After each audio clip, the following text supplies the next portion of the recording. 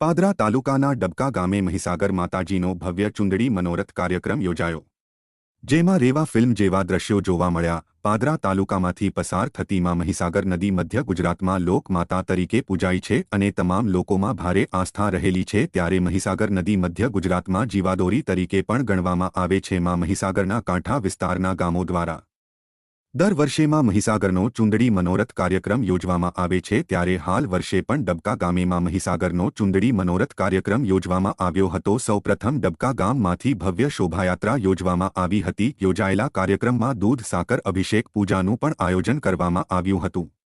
જ્યારે યોજાયેલા કાર્યક્રમમાં પાદરાના ધારાસભ્ય ચૈતન્યસિંહ ઝાલા સાથે માજી સરપંચ મહેશ જાદવ સાથે મોટી સંખ્યામાં મહીસાગરના માઈ ભક્તો ઉપસ્થિત રહ્યા હતા। યોજાયેલા કાર્યક્રમમાં મહાઆરતી પણ યોજાઈ હતી, જ્યાં તમામ ભક્તોએ લહાવો લીધો હતો।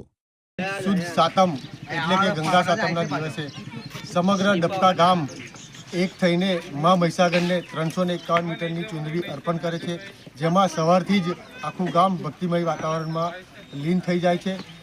માતાજીની ચુંદડીને માતાજીના સ્વરૂપમાં આખા ગામમાં શોભાયાત્રા ફેરવવામાં આવે છે। ત્યારબાદ દૂધ અને સાકરનો અભિષેક કરી મા મહીસાગરના આશીર્વાદ મેળવી સમગ્ર ગામનું અને જનનું કલ્યાણ થાય એવા આશીર્વાદ મા મહીસાગર સૌને આપે, એ જ પ્રાર્થના।